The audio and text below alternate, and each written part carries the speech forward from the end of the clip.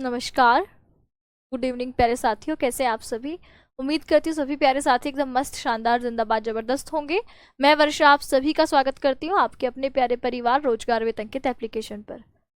प्यारे साथियों, एक बार सभी प्यारे साथी फटाफट से बता देंगे क्लास में कौन कौन आ चुका है, अटेंडेंस लगवाएंगे। उसके बाद जो आपके हमने गद्य खंड का पहला अध्याय राष्ट्र का स्वरूप इसे शुरू किया था, तो ये चैप्टर हमारा कल खत्म हो गया था। आज जैसे आपके एग्जाम में सवाल आएंगे गद्यांश आधारित प्रश्नोत्तर, उनको हम सॉल्व करने वाले हैं। उसके बाद जो है फिर ये चैप्टर आपके इस चैप्टर की समाप्ति आपके परिचय से होगी, यानी इस पाठ के जो आपके लेखक हैं वासुदेव शरण अग्रवाल, उनके साहित्यिक परिचय को हम अगली क्लास में देख रहे होंगे। तो एक बार सभी प्यारे साथी बताइए कौन कौन आ चुका है। अंकित, खुशबू, विधि, अमरनाथ, शिवम, अवधेश, आदित्य, तन्नु, धीरज, अनुराधा, हर्ष, विक्रमजीत, शिवानी, मुख्तार, अंकुर, प्रवेश, शिवानी, रेणु, शिवा, अनुज, अनिल, राज, विपिन, लोकेश, राहुल। चलिए सभी को वेरी वेरी गुड इवनिंग। तो कैसे हैं आप सभी बताइए। आकाश, ईशु, अनुराग, रितेश,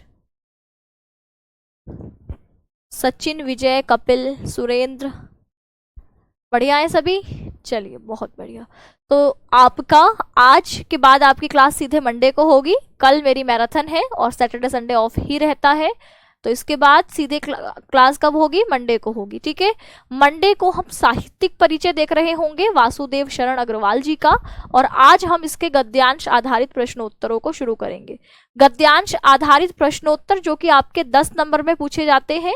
ठीक है, आपके इसी अध्याय का कोई एक अंश दे करके, है ना, किसी गद्य, ये आपकी गद्य विधा आप देख रहे हैं, तो इसी में से एक गद्य का छोटा सा अंश दे करके, इसी अध्याय के छोटे से अंश को देख करके ही गद्यांश बनता है। तो उस गद्यांश में से आपसे 5 प्रश्न पूछेगा, प्रत्येक प्रश्न 2 नंबर का होगा। इस प्रकार कुल 10 प्रश्न आपके गद्यांश आधारित बनेंगे।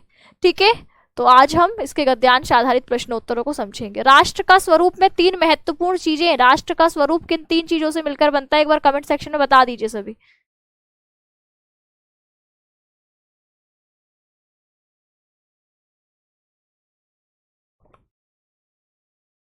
बताइए राष्ट्र का स्वरूप किन 3 चीजों से मिलकर बना होता है।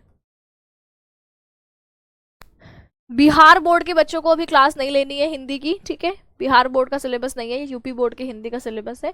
जब बिहार बोर्ड कराया जाएगा तो आपको सूचित कर दिया जाएगा।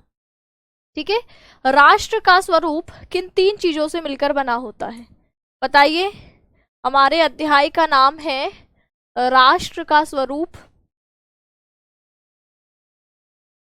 अध्याय का नाम है राष्ट्र का स्वरूप, और ये राष्ट्र का स्वरूप हमने कहा 3 चीजों से मिलकर के बनेगा। इस पाठ को एक बार रिकॉल कर लेते हैं, रिवाइज कर लेते हैं, इसमें क्या मुख्य बिंदु थे, उसके बाद आगे बढ़ेंगे। हाँ बहुत बढ़िया। क्या है, भूमि पहला, भूमि दूसरा, जन, और तीसरा संस्कृति। ये 3 पॉइंट्स पर हमने बात करी थी। भूमि क्या है, भूमि वह पृथ्वी है जिस पर हम रह रहे हैं। भूमि यानी यह भौगोलिक क्षेत्र। ठीक है, भूमि यानी यह भौगोलिक क्षेत्र जिस पर हम रह रहे हैं। ठीक है, यही क्या है आपकी भूमि। और यह भूमि राष्ट्र नहीं कहलाएगी किसके बिना, जन के बिना, है ना, किसके बिना, जन के बिना। तो ये जन इसके ऊपर रहने वाले लोग, ठीक है, ये जन आपके इसके ऊपर रहने वाले लोग हैं। ये जो लोग हैं, यही लोग जब आपके भूमि पर रहेंगे तो उसके बाद राष्ट्र बन जाएगा क्या, नहीं। जब तक यह भूमि और जन आपस में एक संस्कृति के माध्यम से, एक संस्कृति के माध्यम से एक दूसरे से जुड़ते नहीं हैं, एक दूसरे से संस्कृति के माध्यम से जब तक जुड़ेंगे नहीं, संस्कृति क्या होगी, हमारी भाषा, हमारा रहन सहन, हमारी विचारधारा, हमारी राजनीतिक स्थिति, ये सब हमारी संस्कृति का हिस्सा होते हैं, जिससे एक व्यक्ति दूसरे व्यक्ति के साथ अंतः क्रिया करता है। क्योंकि हम अकेले तो नहीं रह सकते। मैं बोलूं कि पूरी दुनिया में मैं अकेले रहूंगी, अकेले राज करूंगी, ऐसा हो सकता है, नहीं हो सकता है। हम लोग आपस में समुदाय बना के रहते हैं, समूह बना के रहते हैं, और यह समूह जब आपस में एक दूसरे से अंतः क्रिया करता है, इंटरेक्ट करता है, तो जिसके माध्यम से करेगा वो संस्कृति होगी। तो इन भूमि, जन और संस्कृति को मिलाकर के ही कोई राष्ट्र बनता है। जब ये तीनों चीजें मिलती हैं तभी हम कहते हैं कि यह एक राष्ट्र है। जैसे आपका भारत एक राष्ट्र है। क्यों? क्योंकि भारत की अपनी एक भौगोलिक सीमा है, उत्तर में जम्मू कश्मीर से लेकर दक्षिण में कन्याकुमारी तक, अरुणाचल प्रदेश पूर्व से लेकर पश्चिम में आपके महाराष्ट्र, गुजरात तक जो आपकी भूमि है, यह सब हमारा क्या है? भौगोलिक क्षेत्र, हमारी भूमि है, धरती है।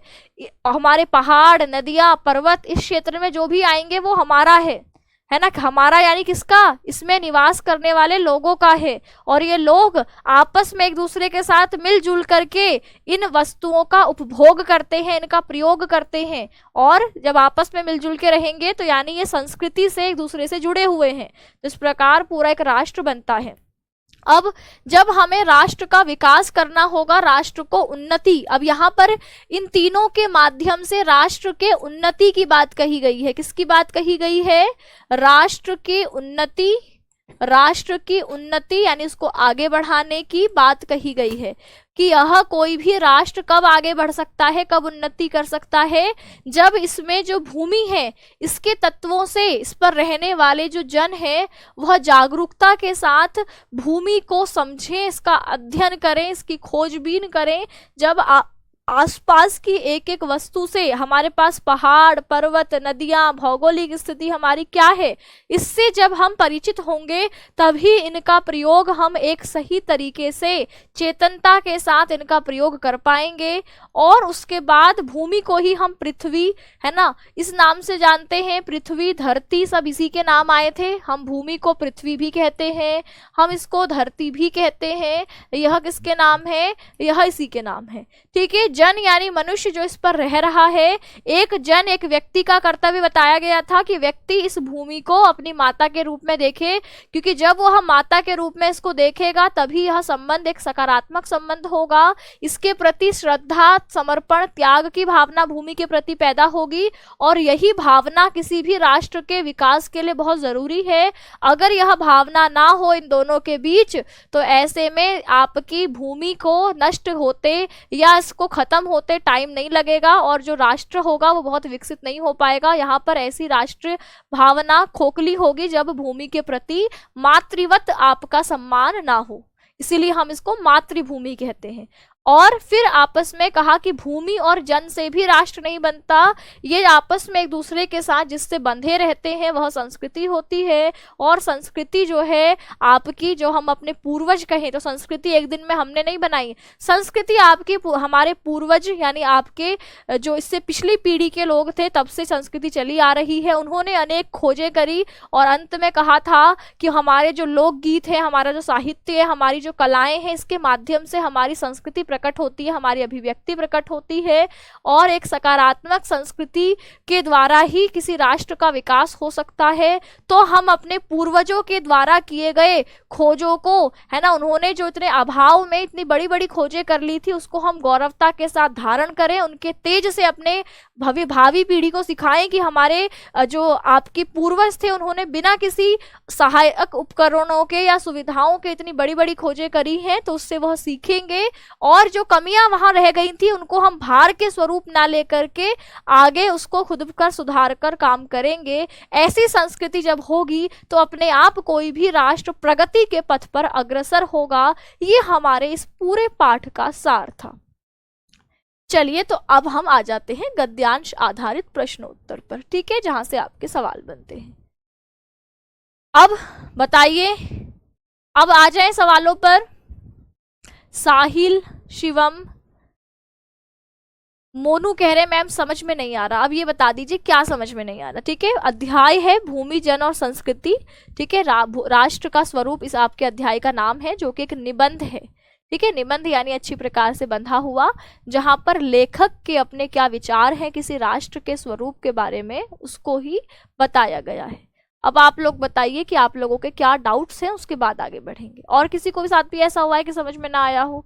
राजस्थान बोर्ड की क्लासेस कब से शुरू होंगी? अभी नहीं शुरू होंगी, पहले यूपी बोर्ड की क्लासेस खत्म हो जाएंगी, उसके बाद शुरू होंगी, ठीक है।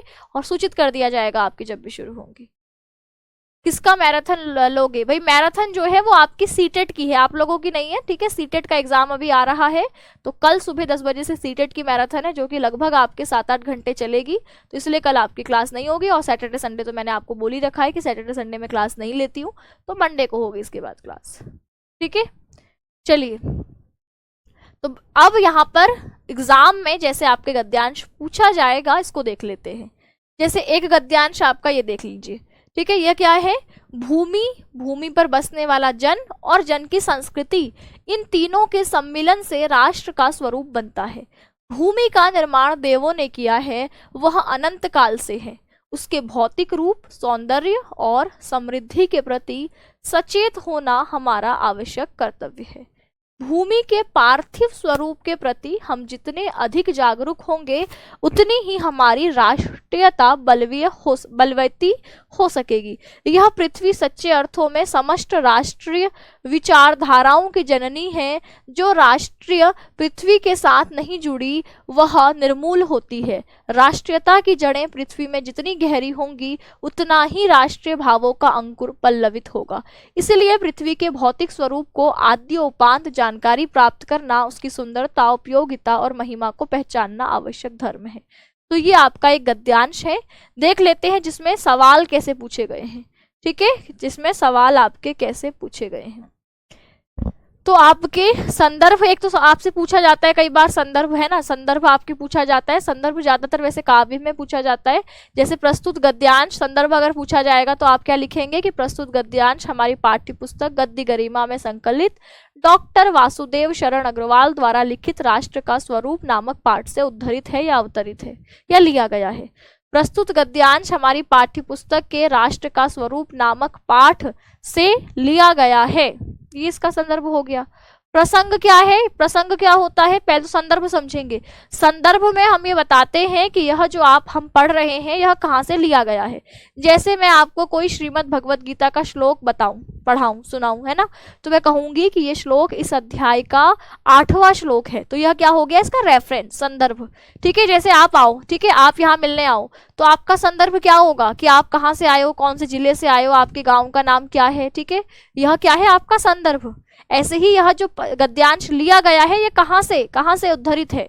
कि गद्यांश तो पूरे गद्य का एक अंश है ना, तो ये कहीं से ना कहीं से आपके आया हुआ है, तो हम संदर्भ उसको कहते हैं जहां से इसको लिया गया है। जैसे आप जहां से आओ वो आपका संदर्भ है, ठीक है। कोई पाठ जहां से पढ़ाया जा रहा है वही उसका संदर्भ है, ठीक है।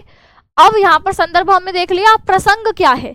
प्रसंग होता है कि अचानक मैं कोई बात शुरू करूं, है ना, अचानक मैं आपको आज अभी कुछ बताने लग जाऊं कि आपको पता है कि जब मैं 12th में थी तो मैं कितने घंटे पढ़ती थी, जब मैं 12th में थी तो मैंने कौन से सब्जेक्ट को कितना टाइम दिया था, कितना समय दिया था, मेरे कौन से सब्जेक्ट में सबसे अधिक नंबर थे, ये मैं आपको बताऊं, तो आप पूछेंगे ना इसका प्रसंग क्या है ना। प्रसंग क्या है? तो इसका प्रसंग ये है कि भाई आप लोग अभी 12वीं में हैं और आपके 12वीं के समय में कैसे तैयारी करें, कितने घंटे पढ़ें, ये मैं आपको बता रही हूँ। इसलिए क्योंकि अभी आप 12वीं में हैं, तो ये प्रसंग होगा कि ये बात मैंने जो पूरी शुरू करी इसलिए शुरू करी क्योंकि आप 12वीं में थे और आपको जो है 12वीं में कितना पढ़ना है, कैसे पढ़ना है, इसकी बात की जानकारी चाहिए थी, इसीलिए यह आपकी बात शुरू की गई। तो प्रसंग की यहाँ पर चल क्या रहा था, है ना, क्या बताया, क्या क्यों बता रहे हैं हम जो बात बता रहे हैं। तो यहाँ पर अगर इसका प्रसंग देखें तो कहा कि इस गद्यांश में जो प्रसंग चल रहा है वो ये है कि यहाँ पर राष्ट्र के प्रथम महत्वपूर्ण तत्व भूमि के रूप में उपयोगिता एवं महिमा के प्रति सचेत रहने और भूमि को समृद्ध बनाने पर बल दिया है। इस पूरे गद्यांश में क्या कहा गया है ना, इतना मैंने बोल दिया। इस बोलने का पीछे मतलब क्या था? मैंने कहा इतना मैंने बोला, इसके पीछे मतलब ये था कि आप 12th में हो, है ना, इसलिए मैंने इतना बोला कि इतने घंटे पढ़ो, इतने सब्जेक्ट पे मेहनत करो, इस सब्जेक्ट में अच्छे नंबर आ सकते हैं, इसमें ज़्यादा मेहनत करनी पड़ेगी। ये सब बोलने के पीछे आशय था कि आप 12th में हो। ऐसे ही यह पूरा गद्यांश क्या बताता है, तो कहा पूरे गद्यांश में लेखक ने इस राष्ट्र के प्रथम महत्वपूर्ण तत्व के रूप में भूमि को वर्णित किया है और उसकी उपयोगिता एवं उसके महत्व पर प्रकाश डाला है। ये हो जाता है प्रसंग। ठीक है, अब संदर्भ और प्रसंग बिल्कुल क्लियर है, किसी को कोई इसमें डाउट तो नहीं कि संदर्भ क्या होता है, प्रसंग क्या होता है, क्योंकि मैंने देखा है कि काफी समय बाद तक भी हमें ये कंफ्यूजन रहती है ना। मैम 10 घंटा कैसे पढ़े, भाई कैसे पढ़ो, सर नीचे कर लो पैर ऊपर कर लो, है ना, ऐसे पढ़ो। ठीक है, यही सुनना चाहते हो कि भाई सर नीचे कर लो और पैर ऊपर कर लो, ऐसे 10 घंटे पढ़ लोगे अगर पढ़ सकते हो तो। कैसे सवाल पूछते हो आप लोग, है ना, आपके सवाल सुन के मुझे सच में लगता है कि आप बच्चे हो, है ना, ऐसा लगता है कि अभी आप बड़े नहीं हुए, अभी आप छोटे बच्चे हो, है ना। तो या आप मानते हो अपने आप को बड़े या बच्चे मानते हो, बताइए, बड़े हो गए हो कि बच्चे हो। मैंने सुना है कि भैया टीन एजर्स जो है वो अपने आप को बड़ा मानते हैं, लेकिन सच में वो बड़े होते नहीं है ना। अभी वह ना तो पूरी तरीके से बच्चे ही हैं और ना ही बेचारे पूरी तरीके से बड़े हुए हैं। तो ऐसे नादानी वाले सवाल पूछेंगे कि भाई 10 घंटे कैसे पढ़ें। 10 घंटे अगर आपको पढ़ना है तो सबसे पहले टाइम टेबल बनाओ, है ना, कि 10 घंटे पढ़ना क्यों है, 10 घंटा पहले तो पढ़ना क्यों है ये पूछो अपने आप से। अच्छा फिर सोचो कि अच्छा 12वीं में हमने जो है यूपी बोर्ड के टॉप करना है और पहली रैंक लेकर के आनी है, इसलिए 10 घंटे पढ़ना है। अच्छा ठीक है, सोच लिया किस लिए पढ़ना है, क्यों करना है काम, उसको सोच लो। अगर वो क्यों क्लियर होगा तो काम ज्यादा अच्छे तरीके से कर पाओगे। ठीक है, या अपने गाँव में कोई आपको चमकाना है कि भाई देखो मैं तो 10 घंटे पढ़ता हूँ, इसलिए भी करते हैं कुछ लोग, है ना। कुछ लोग सिर्फ क्लास में अपनी धौंस जमाने के लिए कि भाई मैं तो 10 घंटे पढ़ना चाहता हूँ, बताओ मैम कैसे पढूं। तो थोड़ा सा भाई आसपास वाले बच्चों में थोड़ा खौफ चलता है ना। भाई कुछ लोग उसकी तरफ देखते हैं कि वाह क्या बात है 10 घंटे पढ़ता है, हमसे तो 2 घंटे ना पढ़ा जा रहा है ना। फिर 10 घंटे ये इसलिए भी है। अब आप अपने आप से पूछो कि आप किस लिए पूछ रहे हैं 10 घंटे पढ़ना है, और फिर 10 घंटे पढ़ने का टारगेट बना लिया तो अब 10 घंटे में आप टाइम बांट दीजिए। जैसे क्लासेस आपकी कितनी चलती है, मुझे लगता है 4-5 घंटे चलती होंगी क्लासेस। 4-5 घंटे के बाद 5 घंटे तो आपके यही हो गए, बचे 5 घंटे। अब 5 घंटे कैसे पढ़ना है आपने कि समय 1-2 घंटे सुबह पढ़ लिया, सुबह उठते ही। मेरे हिसाब से सबसे अच्छा पढ़ने का ये होता है कि सुबह उठते ही पढ़ लो, क्योंकि सुबह उठते ही ना हमारा दिमाग बिल्कुल फ्रेश रहता है। किताबें अपने सर के जहाँ पर सोते हो वहाँ पे रख के सो, और सुबह उठते ही दिमाग में क्लियर होना चाहिए रात को ही कि क्या पढ़ना है सुबह उठते, और सुबह उठते ही 2 घंटे पढ़ डालो। उसके बाद थोड़ा बहुत काम वगैरह किया, है ना, फिर उसके बाद जो भी आपका डेली रूटीन है उसको फॉलो किया, और उसके बाद फिर बीच में 1 घंटा पढ़ लिया। फिर जाकर के कुछ सो गए, खा पी लिया, आराम कर लिया, खेल कूद लिए, फिर आके 1 घंटा पढ़ लिया। ऐसे गैप दे दे करके आप अगर पढ़ोगे तो 5 घंटे कब हो जाएंगे आपको पता भी नहीं चलेंगे, और सच में जो 10 घंटे का टारगेट आप लेके चल रहे हो वो हो जाएगा। ठीक है, चलिए सम्मान समारोह के लिए पढ़ रहे हैं, हाँ तो बहुत बढ़िया। सम्मान समारोह इस बार 80% वालों का नहीं है, 90% वालों का है ना, क्योंकि इस बार हमने देखा कि 80% काफी बच्चे ले आए थे। तो फिर थोड़ा सा अब हम चाह रहे हैं, हमने थोड़ा और बड़ा टारगेट दिया है कि अब जिसके 90% होंगे वही सम्मान समारोह में आएगा, ताकि थोड़ी और मेहनत आप लोग इस बार करें। ठीक है, चलिए तो बढ़े आगे। 8 घंटे क्लास चलती है भैया, 8 सब्जेक्ट है क्या आपके, 8 घंटे कैसे क्लास चलेगी। अभी 1 घंटा हिंदी, 1 घंटा इंग्लिश, 1 घंटा फिजिक्स, 1 घंटा केमिस्ट्री, 1 घंटा बायो या मैथ्स, 5 घंटे की क्लास। 8 घंटे कैसे हो गई, एनसीईआरटी में लाके बोल रहे हैं क्या। एनसीईआरटी कितनी चलती है एक दिन में, बताइए। कोई कह रहा है मैम हम तो 18 घंटे पढ़ते हैं। 18 घंटे पढ़ के तुम सोते कब हो, उठते कब हो, खाते कब हो, पीते कब हो, सिर्फ हवा खा के जिंदा हो क्या। चलिए अब पढ़ना शुरू करते हैं, बहुत हो गई बीच में बातचीत। अब देखते हैं संदर्भ और प्रसंग को हमने समझा, अब हम देख लेते हैं सवाल। ठीक है, व्याख्या, जैसे व्याख्या तो चलो सवाल पूछा जाएगा तब करेंगे, अभी सीधे प्रश्नोत्तरों पर आते हैं। जैसे सबसे पहला सवाल आपसे एक तो पूछा ही जाता है गद्यांश में। गद्यांश में एक सवाल पूछा जाता है कि प्रस्तुत गद्यांश किस पाठ से लिया गया है और इसके लेखक का नाम क्या है। तो अगर आपने अपने किताब के सारे अध्याय पढ़े ही नहीं है ना, आपको पता ही नहीं कि हमने भैया कितने अध्याय हैं, क्या नाम है, तो सबसे पहला काम तो यही करो कि सारे अध्याय के नाम लिखो और उनके साथ उसके लेखकों के नाम लिखो।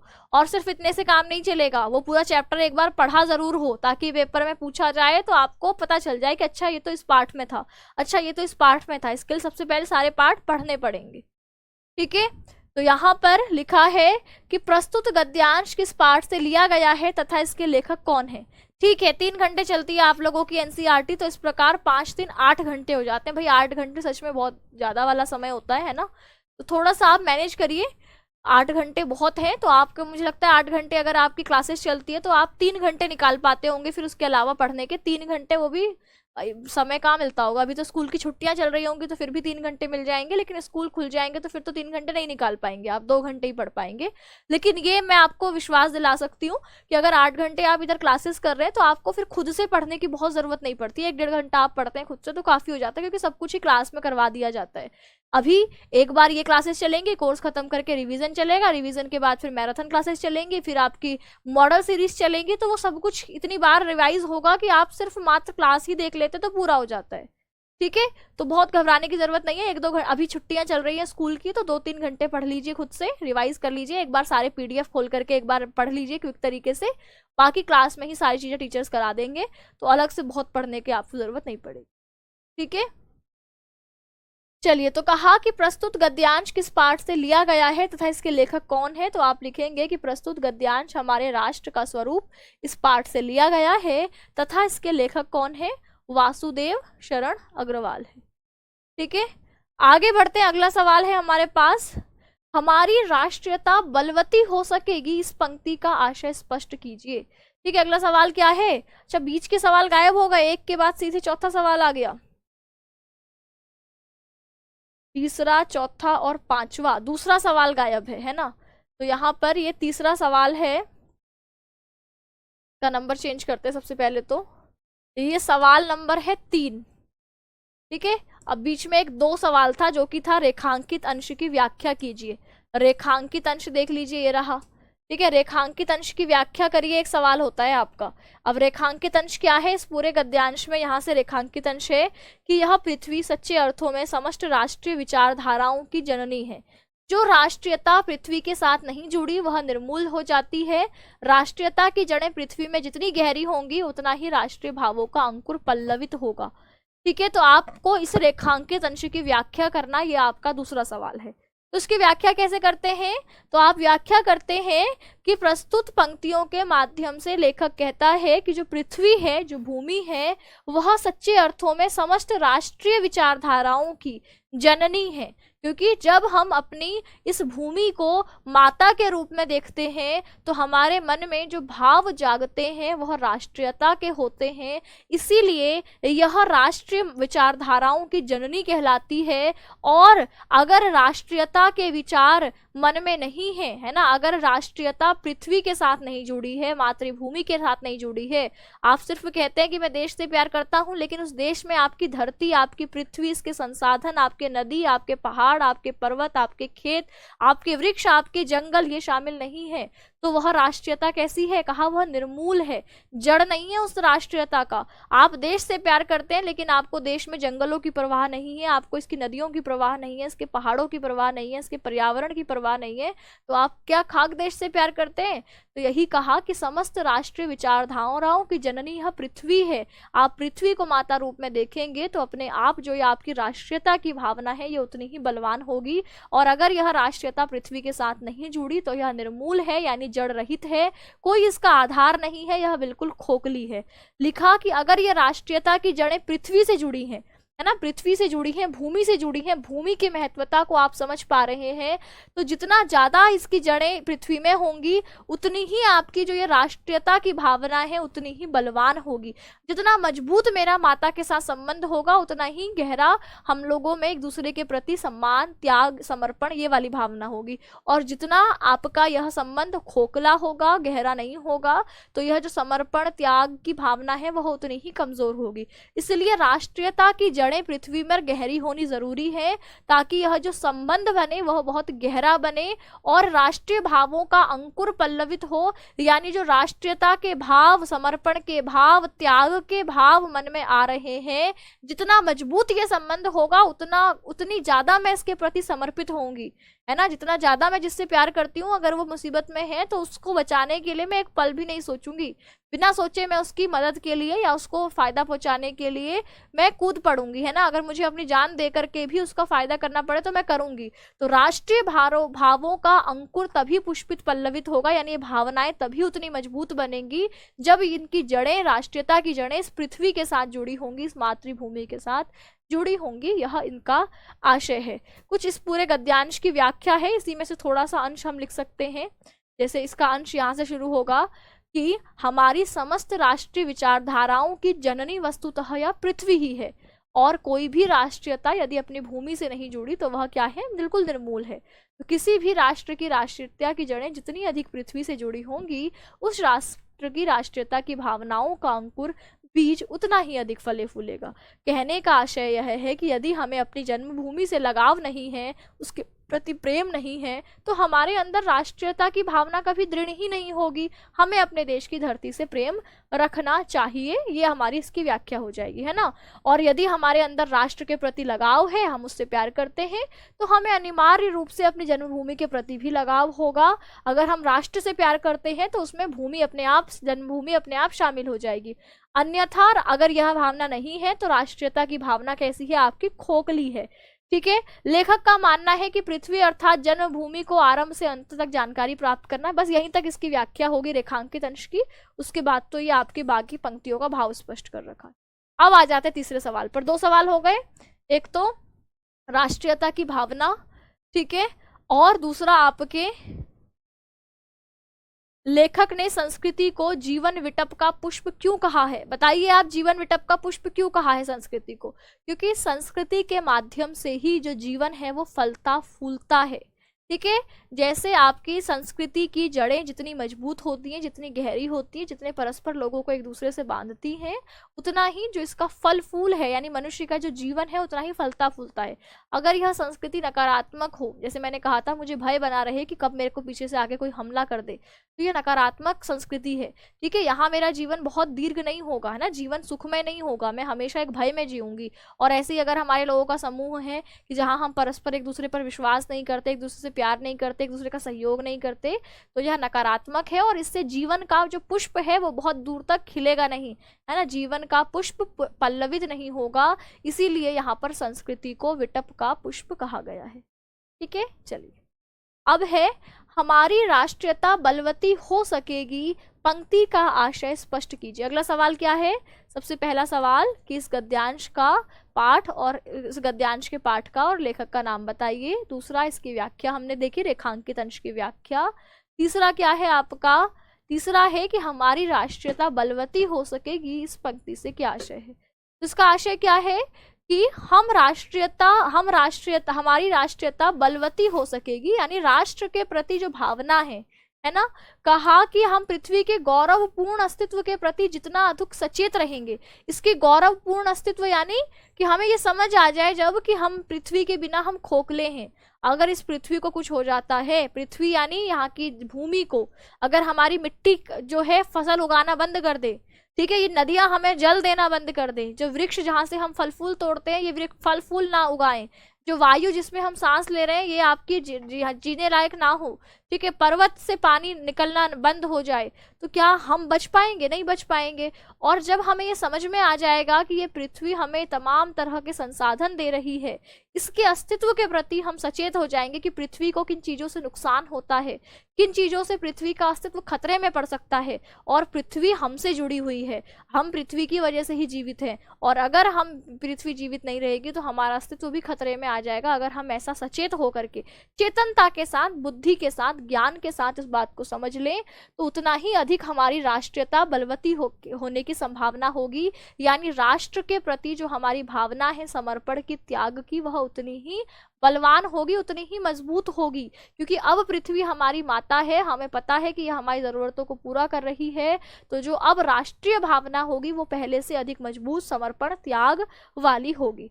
तो राष्ट्रीयता का आधार जितना सशक्त होगा, तो हमारी इस राष्ट्रीयता का, राष्ट्र के प्रति प्रेम की भावना का आधार जितना मजबूत होगा, उतनी ही आपकी भावना उतनी अधिक विकसित होगी। आप अगर किसी से प्रेम करते हैं ना, देखिए राष्ट्र, आपके राष्ट्र से आपने प्रेम किया है ना, देश से प्रेम किया, अपनी माँ से प्रेम किया, अपने पिताजी से प्रेम किया, ऐसे जीवन में हम तमाम तरीके से अलग अलग रिश्तों से प्यार करते हैं। अगर ये प्यार की भावना का आधार जितना मजबूत होगा, ठीक है, आपकी इस प्यार की भावना का आधार जो है वो जितना मजबूत होगा उतना ही संबंध आपका देर तक बना रहेगा। अगर मैं किसी से प्यार करती हूँ लेकिन मुझे पता ही नहीं कि मैं इसे प्यार करती क्यों हूँ, है ना, क्या कारण है प्यार करने का, ठीक है, तो वह क्या होगा, वह प्यार 4 दिन की चांदनी फिर अंधेरी रात वाला, कि भाई चले तो चांद तक नहीं तो रात तक। जैसे आपके चाइनीज प्रोडक्ट होते हैं ना, कि चला तो रात तक नहीं तो क्या होगा, नहीं तो चला तो चांद तक नहीं तो रात तक, वही वाला मामला। और अगर आपको पता है कि आप अगर किसी से प्रेम कर रहे हैं, जैसे हम अपनी माँ से प्रेम करते हैं, अपने पिताजी से प्रेम करते हैं, हमें पता है कि वो हमारी सारी ज़रूरतों को पूरा कर रहे हैं, एक वही है जो हमारी सफलता से खुश होते हैं, है ना, हमारी सफलता से अगर हम अपने जीवन में आगे बढ़ रहे हैं तो हो सकता है कि हमारे दोस्त, है ना, हमारे या अन्य जो रिश्तेदार हैं, समाज के लोग हैं, वो एक बार के लिए बुरा, है ना, जल सकते हैं, लेकिन हमारे माता पिता कभी हमारी तरक्की से जलते नहीं हैं। हमें जीवन के किसी भी मोड़ पर किसी भी चीज़ की ज़रूरत हो, जो बिल्कुल निस्वार्थ तरीके से हमारे सहयोग में खड़े होंगे, वो माता पिता होंगे, बिना किसी फायदे के आप लोगों से प्रेम करेंगे, है ना। तो यह क्या हो जाएगा आपकी, यह कैसी भावना है, यह ऐसी भावना है जिसका आधार मजबूत है, हमें पता है कि हम जिससे प्रेम करते हैं वो क्यों करते हैं। तो ऐसे ही पृथ्वी से अगर आपको प्रेम करना है तो आपको ये, अगर राष्ट्र से प्रेम करना है तो आपको ये पता होना चाहिए कि राष्ट्र से आप प्रेम करेंगे क्यों। तो आपको ये समझ आना चाहिए कि आप राष्ट्र से इसलिए प्रेम करें क्योंकि आप जीवन की जितनी आवश्यकताएं हैं उनको जो पूरा करने का संसाधन जुटा रहे हैं वो इस पृथ्वी से ही आपको मिल रहा है। और जब आप इसको जान जाएंगे तो आप इसके प्रति समर्पण, त्याग, प्रेम, इसकी भावना रखेंगे और अब जो आधार है वो मजबूत है। एक कि मैं खोखला पृथ्वी से प्यार करती हूँ, मुझे पता ही नहीं है प्यार क्यों करती हूँ, मैंने बोल दिया बस। और एक ये मुझे पता है जागरूकता के साथ, सचेतनता के साथ कि पृथ्वी को प्यार करने का पीछे रीजन क्या है। तो फिर ये जो आधार होगा वो अपने आप बलवती, यानी आपकी बलवान होगा, मजबूत ये आधार होगा। अगला सवाल, लेखक ने हमारे कर्तव्य के प्रति क्या विचार प्रस्तुत किए हैं। ठीक है, लेखक ने क्या कहा है, लेखक ने हमारे पार्थिव और निर्मूल का अर्थ क्या है। पार्थिव यानी आपका जो निर्जीव है उसको पार्थिव स्वरूप कहते हैं, ठीक है, पार्थिव जिसमें जीवन नहीं है, और निर्मूल जो कि मूल रहित है। मूल किसको बोलते हैं, जड़ को, तो जो जड़ रहित होगा वो हो आपका निर्मूल कहलाएगा। ठीक है, चलिए अब है लेखक ने हमारे क्या कर्तव्य बताए हैं। तो इसने कहा है कि लेखक के अनुसार जो धरती या भूमि है यह अनंत काल से है ना। ये नहीं है कि भाई आपकी धरती 10 साल पहले अस्तित्व में आई या हमारे जन्म के बाद ही धरती बनी, नहीं, धरती का अस्तित्व अनंत काल से है, अनंत काल से जिसका कोई अंत नहीं है ना, जिसका ना आदि पता है ना हमें अंत पता है, अनंत काल से है। और इसका निर्माण किसने किया है, देवताओं ने। अब हमें तो नहीं पता कि भाई किसने किया है, कौन करवा के गया, तो हम क्या बोलते हैं, देवताओं ने इसका निर्माण किया है। और अब हमारा कर्तव्य है कि हम इस भूमि का जो भौतिक स्वरूप है, भौतिक स्वरूप यानी जैसे मैंने कहा इसके नदी, पहाड़, पर्वत, ठीक है, इसकी जमीन, ये सारी क्या है, इसका भौतिक स्वरूप है, इसके प्रति, इसके सौंदर्य के प्रति कि हमारी पृथ्वी कितनी सुंदर है ना, हरियाली है चारों तरफ है, यह हरियाली, यह जंगल, यह नदी, यहाँ के जीव जंतु, यह इसकी सुंदरता है, इसके सौंदर्य के प्रति, और उसकी समृद्धि कि इसको और कैसे समृद्ध किया जाए और कैसे इसको पुष्ट बनाया जाए, इसके प्रति सतर्क रहें और जागरूक रहना ही हमारा परम कर्तव्य है। यह आपके यहाँ पर इस गद्यांश के माध्यम से लेखक ने इन विचारों को प्रकट किया है। ठीक है, समृद्धि मतलब वृद्धि, समृद्धि मतलब वृद्धि, ठीक है, बढ़ोतरी किसी चीज की। अब है निर्मूल का अर्थ समझिए। ठीक है, तो निर्मूल, निर्मूल का अर्थ क्या लिखा है, आधारहीन। ठीक है, मूल यानी होता है जड़, ठीक है, जड़ क्या होती है, आधार। तो यहाँ पर निर्मूल का अर्थ जड़ रहित या आधारहीन, जिसका कोई आधार ही नहीं है, जिसका कोई जड़ ही नहीं है, उसी को निर्मूल कहते हैं। तो लेखक के अनुसार अगर हमारी राष्ट्रीय विचारधाराओं की जननी वस्तुतः पृथ्वी या धरती है, और कोई भी राष्ट्रीयता यदि अपनी धरती से नहीं जुड़ी है तो वह राष्ट्रीयता की भावना निर्मूल है, निराधार है, जड़ रहित है। ठीक है, वह बहुत अधिक पुष्पित पल्लवित नहीं हो सकती। जिस प्रकार एक मजबूत जड़ के बिना वृक्ष फल फूल नहीं सकता, अगर जड़ में कोई कमी है, जड़ सूख रही है, जड़ बहुत गहराई में नहीं है, तो वो उस पुष्प में बहुत ज्यादा फल फूल नहीं आएंगे। लेकिन वहीं किसी वृक्ष, और वो उतना मजबूत भी नहीं होगा, और वहीं किसी वृक्ष की जड़ें अगर बहुत गहराई में गई हैं, ठीक है, बहुत फैली हुई हैं, बहुत स्वस्थ हैं, तो वह पेड़ उतने ही फल फूल देगा, उतना ही उतनी ही प्रगति करेगा। तो ऐसे ही जिसमें जो राष्ट्रीयता की भावना जड़ के साथ होगी, आधार होगा जिसका, वह उतनी ही ज्यादा मजबूत होगी, विकसित होगी। इसीलिए यहाँ पर कहा गया है। ठीक है, सतर्क का मतलब होता है बिल्कुल जागरूक, तर्क के साथ। सतर्क मतलब तर्क के साथ, जागरूक, कॉन्शियस होकर के। ठीक है, तर्क के साथ चीजों को देखना। जैसे आप गए नदी में जाकर के आपने कुछ पूजा पाठ का सामान डाल दिया, है ना, तो आपको क्या लगा कि भैया जो है कि यहाँ से जो आपकी पूजा पाठ का सामान है ये नदियों में डाल देना चाहिए। ठीक है, तो आपका ये जो काम था ये कैसा था? सतर्क नहीं था, तर्क नहीं था इस काम में कोई। आपने सुना और डाल दिया, और आपको ये पता ही नहीं चला कि भाई आप नदी को गंदा करके आ गए, प्रदूषित कर दिया आपने, आप जो है जल प्रदूषण कर रहे हैं, नदी को गंदा कर रहे हैं। तो यह क्या था? ये काम आपने तर्क के साथ नहीं किया। तो तर्क के साथ जब आप कोई काम करेंगे तो वही सतर्क होता है। ठीक है, सतर्क और जागरूक रह करके कारण के साथ किसी काम को करना, सोच समझ के किसी काम को करना। अब ये दूसरा गद्यांश। ठीक है, इस तरीके से 5 सवाल आपके एक गद्यांश से पूछे जाते हैं। अगला है कि पृथ्वी और आकाश के अंतराल में जो कुछ सामग्री भरी है, पृथ्वी के चारों ओर फैले हुए गंभीर सागर में जो जलचर एवं रत्नों की राशियां हैं, उन सब के प्रति चेतना और स्वागत के नए भाव राष्ट्र में फैलने चाहिए। राष्ट्र के नवयुवकों के हृदय में उन सब के प्रति जिज्ञासा की नई किरणें जब तक नहीं फूटती, तब तक हम सोए हुए के समान हैं।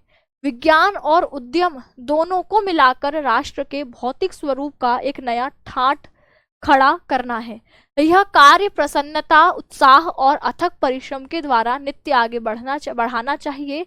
हमारा ध्येय हो कि राष्ट्र में जितने हाथ हैं उनमें से कोई भी इस कार्य में भाग लिए बिना रीता ना रहे। यह दूसरा गद्यांश है। ठीक है, यह क्या है? आपके दूसरा गद्यांश है, और इसका भी संदर्भ वही कि प्रस्तुत गद्यांश आपके दिए गए अध्याय का छोटा सा अंश ही गद्यांश कहलाता है, क्योंकि ये गद्य खंड है।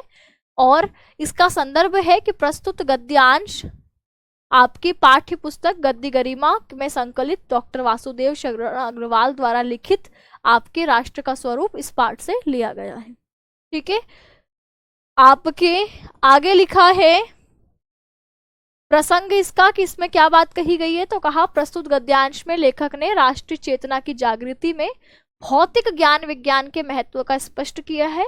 प्रस्तुत गद्यांश में लेखक ने स्पष्ट किया है कि किसी राष्ट्र के स्वरूप को नवीनता प्रदान करने के लिए विज्ञान और उद्यम दोनों के साथ साथ आगे बढ़ाना आवश्यक है। अब इसमें सवाल देखें तो सवाल कैसे आते हैं। जैसे पहला सवाल होगा आपका कि प्रस्तुत गद्यांश का संदर्भ लिखिए। जैसे पहला सवाल क्या है? प्रस्तुत गद्यांश का संदर्भ। अब बताइए आप संदर्भ क्या होगा? अंतराल का अर्थ होता है बीच में, रीता का अर्थ होता है खाली। ठीक है, चलिए अब बताइए, यहाँ पर प्रस्तुत गद्यांश का संदर्भ लिखना हो तो कैसे करेंगे? संदर्भ में हम क्या लिखेंगे कि प्रस्तुत गद्यांश।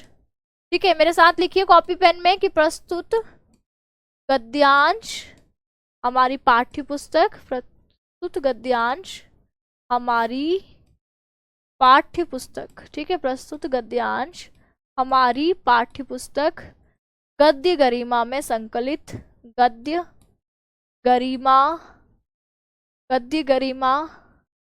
में संकलित राष्ट्र का स्वरूप नामक पाठ से लिया गया है। राष्ट्र का स्वरूप नामक पाठ से उद्धरित है या लिया गया है, नामक पाठ से अवतरित है भी लिख सकते हैं। नामक पाठ से क्या है? नामक पाठ से अवतरित है। इसके लेखक डॉक्टर वासुदेव शरण अग्रवाल है। इसके लेखक कौन है? डॉक्टर वासुदेव शरण अग्रवाल हैं। इसके लेखक डॉक्टर वासुदेव शरण अग्रवाल।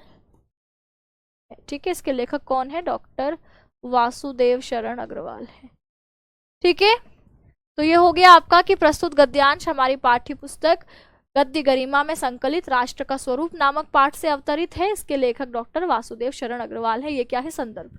ठीक है, इसके कितने नंबर मिलेंगे आपको? 2 नंबर। तो संदर्भ में आपको ये लिखना होता है। ठीक है, आगे बढ़ते हैं। अगला सवाल है रेखांकित अंश की व्याख्या कीजिए। ठीक है, आपका सवाल है रेखांकित अंश की व्याख्या कीजिए, और इसी तरीके का पैटर्न आपके एग्जाम में रहेगा। जैसे कहाँ पर से रेखांकित किया है इसने, तो ये आपको रेखांकित अंश दिख रहा होगा, जहां रेखा से अंकित किया गया है। रेखांकित किसको कहते हैं? जो रेखा से अंकित है वही रेखांकित होता है। तो ये रेखा से अंकित किया है। देखो, विज्ञान और उद्यम दोनों को मिलाकर राष्ट्र के भौतिक स्वरूप का एक नया ठाट खड़ा करना है। यह कार्य प्रसन्नता, उत्साह और अथक परिश्रम के द्वारा नित्य आगे बढ़ाना चाहिए। इस अंश की आपने व्याख्या करनी है। ठीक है, व्याख्या मैं बोलती हूँ, आपको लिख लेनी है इसको समझ के अपने शब्दों में। ठीक है, तो आपको क्या करना है? आपको लिखना है यहाँ से कि यहाँ पर प्रस्तुत पंक्तियों के माध्यम से, रेखांकित अंश के माध्यम से लेखक कहना चाहता है कि आपके अगर किसी राष्ट्र की प्रगति करनी है तो विज्ञान और उद्यम इन दोनों को मिलाकर ही किसी राष्ट्र का जो भौतिक स्वरूप है उसका एक नया ठाट खड़ा किया जा सकता है, यानी इसको आगे ले जाया जा सकता है। ठीक है, विज्ञान और उद्यम। विज्ञान मैंने कहा किसी चीज को बारीकी से जानना समझना, वह विज्ञान होता है। व्यवस्थित एवं क्रमबद्ध एवं सुसंगठित ज्ञान को हम विज्ञान कहते हैं। इस विज्ञान, जैसे आपने यह समझा कि भैया मैं जब कोई भी सामान वस्तु ऊपर फेंकता हूँ तो उस पर एक फोर्स लगता है, एक बल लगता है, गुरुत्वाकर्षण, और वह वस्तु नीचे आ जाती है। यह था ज्ञान।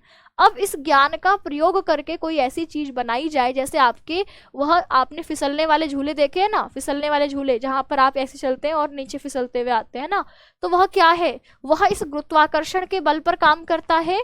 तो यह ज्ञान का प्रयोग, इस गुरुत्वाकर्षण का बल का प्रयोग अपने जीवन में किसी उपयोगी वस्तुओं को बनाने के लिए आप करते हैं, तो वही उद्यम होता है। और जब हम व्यवस्थित ज्ञान को खोजेंगे, अपने आसपास की चीजों को खोजेंगे और उसका ज्ञान प्राप्त करेंगे, अब इन वस्तुओं को कैसे अपने दैनिक जीवन में हम इसका प्रयोग करके अपने देश को आगे ले जा सकते हैं, इस पर विचार करेंगे। तो इन विज्ञान और उद्यम को मिला करके ही किसी राष्ट्र की प्रगति को आगे बढ़ाया जा सकता है। और यह कार्य किससे करना चाहिए? प्रसन्नता से, खुश होकर। यह कार्य बोझ नहीं होना चाहिए, क्योंकि यह कार्य क्या है? आपके देश को आगे बढ़ाने का कार्य है। तो इसको प्रसन्नता, उत्साह एवं अथक परिश्रम के द्वारा नित्य आगे इस कार्य को बढ़ाना चाहिए। और यही और यहाँ पर हर एक युवा का कर्तव्य है कि इस कार्य को वह करे। ठीक है, तो हम क्या कहते हैं, ये हमने इसकी व्याख्या करी कि यहाँ पर विज्ञान और उद्यम को साथ में ले जाकर ही आपके किसी राष्ट्र की प्रगति को किया जा सकता है। तो यहाँ पर लेखक का कहना है कि ये दोनों साथ में आए और जो हमारी युवा पीढ़ी है वो उत्साह के साथ इस कार्य को करे, उत्साह परिश्रम के साथ इस कार्य को करे, तभी राष्ट्र की प्रगति संभव है। ये इस रेखांकित अंश की व्याख्या में करेंगे। आगे है राष्ट्रीय चेतना में भौतिक ज्ञान विज्ञान के महत्व को स्पष्ट कीजिए। ठीक है, भौतिक ज्ञान विज्ञान के महत्व को, यानी कि जैसे लिखा कि लेखक के अनुसार राष्ट्रीयता की भावना केवल भावनात्मक स्तर पर नहीं होनी चाहिए कि मैं प्यार करता हूँ, है ना, मैं अपने देश से बहुत प्यार करता हूँ, ये कोई इमोशंस या भावना के ऊपर ही सतह के रूप में नहीं होनी चाहिए। इसको आपने भौतिक ज्ञान विज्ञान के प्रति जागृति के स्तर पर भी होनी चाहिए। भौतिक ज्ञान विज्ञान यानी जैसे मैंने कहा कि हमारी नदियां, हमारे पर्वत, हमारी जमीन, हमारे जंगल, इन सब का, यही तो पृथ्वी का भौतिक स्वरूप है। इस भौतिक स्वरूप के प्रति आप जागृत हो, जागरूक हो, आपको पता हो कि क्या इसका अस्तित्व है, किससे इसको नुकसान होता है, किससे फायदा होता है, कैसे इसका उपयोग किया जा सकता है। इस पूरे ज्ञान विज्ञान के स्तर पर आप इस पृथ्वी के साथ जुड़े और यह आपका इस तरीके से आप इस पर पृथ्वी के से जुड़ाव इसका आपका होना चाहिए, क्योंकि पृथ्वी एवं आकाश के बीच जो विद्यमान नक्षत्र हैं, समुद्र में स्थित जलचर हैं, खनिज हैं, रत्न हैं, इनका ज्ञान आदि भौतिक विज्ञान राष्ट्रीय चेतना को सुदृढ़ बनाने हेतु आवश्यक है। जब आप पृथ्वी और आकाश के बीच जो इस्तेमाल विद्यमान जितनी भी वस्तुएं हैं उनको एक जागरूकता के साथ समझते हैं, तो आपका जो संबंध होता है वह और गहरा और मजबूत पृथ्वी के साथ बनता है। जिज्ञासा की नई किरणें जब तक नहीं फूटती तब तक हम सोए हुए के समान है। इस पंक्ति का आशय स्पष्ट कीजिए। बताइए, जिज्ञासा की नई किरणें जब तक नहीं फूटती तब तक हम सोए हुए के समान है। तो मतलब क्या है कि अगर हमारे मन में यह जानने की इच्छा ही नहीं आई है ना, हमारे मन में क्या हुआ जानने, जैसे हमने अभी देखा कि इस दौरान गर्मी बहुत बढ़ रही है ना, बहुत ज्यादा गर्मी, पिछले कई सालों का रिकॉर्ड गर्मी ने तोड़ रखा है। ये गर्मी पड़ रही है और हम सोच ही नहीं रहे कि गर्मी क्यों बढ़ रही होगी यार, क्या रीजन, क्या कारण इसके पीछे रहा होगा। और अगर ये जानने की इच्छा मेरे मन में नहीं आ रही है तो फिर हम कैसे हैं, हम जागते हुए भी सोए हुए हैं, है ना, हम कैसे हैं, जागते हुए भी सोए हुए भी हैं। तो यहाँ पर कहा कि जिज्ञासा की नई किरणें जब तक नहीं फूटती तब तक हम सोए हुए के समान है। इस पंक्ति का आशय है कि राष्ट्र के जो नवयुवक हैं, ठीक है, वही तो राष्ट्र को आगे ले जाएंगे। इनके मन में जिज्ञासा और जागरूकता ही नहीं है, तब तक हम सोए व्यक्ति के समान है। और फिर राष्ट्र, अगर हमारा नवयुवक सोया हुआ है, इसके मन में कोई जिज्ञासा नहीं है, तो फिर आगे आपका क्या होगा, आगे राष्ट्र प्रगति नहीं कर पाएगा। ठीक है, अब देखते हैं लेखक के अनुसार राष्ट्र समृद्धि का उद्देश्य कब तक पूर्ण नहीं हो पाएगा। तो कहा कि जब तक आपके सभी लोग, है ना, कहा कि राष्ट्र की प्रगति में, प्रगति के काम में हाथ बटाए बिना कोई भी हाथ कैसा ना रहे, रीता ना रहे, यानी सभी की भागीदारी आवश्यक है, सभी की भागीदारी आवश्यक है। लेखक के अनुसार राष्ट्र समृद्धि का उद्देश्य तब तक पूरा नहीं हो पाएगा जब तक देश का कोई भी नागरिक बेरोजगार होगा, क्योंकि राष्ट्र का निर्माण एक एक व्यक्ति से होता है। यदि एक भी व्यक्ति को रोजगार नहीं मिला, है ना, एक भी व्यक्ति जो है पीछे है, एक भी अंग कमजोर है राष्ट्र का, कोई गरीब हो, गांव में रहने वाला हो, शहर में रहने वाला हो, छोटा हो, बड़ा हो, स्त्री हो, पुरुष हो, यहाँ इसमें से किसी एक में भी जो है वह आपके राष्ट्र की समृद्धि तब तक नहीं हो पाएगी जब तक सबका एक बराबरी से विकास नहीं होगा, क्योंकि यह सभी क्या है, राष्ट्र के एक महत्वपूर्ण अंग के रूप में प्रतिष्ठित हैं। ये आपका दूसरा गद्यांश। ठीक है, अब अगले गद्यांश को देखते हैं, एक और गद्यांश देख लेते हैं, समय है अभी। सुप्त का मतलब है सोया हुआ। सुप्त का मतलब क्या है, सुप्त का मतलब होता है सोया हुआ। अब है आपका अगला गद्यांश, एक बार इसको पढ़ लेते हैं कि माता अपने सब पुत्रों को समान भाव से चाहती है, इसी प्रकार पृथ्वी पर बसने वाला जन बराबर है, उनमें ऊंच और नीच का भाव नहीं है। जो मातृभूमि के उदय के साथ जुड़ा हुआ है वह समान अधिकार का भागी है। पृथ्वी पर निवास करने वाले जनों का विस्तार अनंत है। नगर और जनपद, पुर और गांव, जंगल और पर्वत नाना प्रकार के जनों से भरे हुए हैं।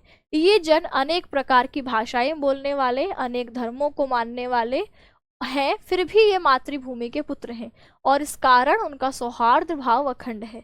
सभ्यता और रहन सहन की दृष्टि से जन एक दूसरे से आगे पीछे हो सकते हैं, किंतु उस कारण से मातृभूमि के साथ उनका जो संबंध है उसमें कोई भेदभाव उत्पन्न नहीं हो सकता। पृथ्वी के विशाल प्रांगण में सब जातियों के लिए समान क्षेत्र है। समन्वय के मार्ग से भरपूर प्रगति और उन्नति करने का सबको एक जैसा अधिकार है। ठीक है, ये आपका दूसरा गद्यांश।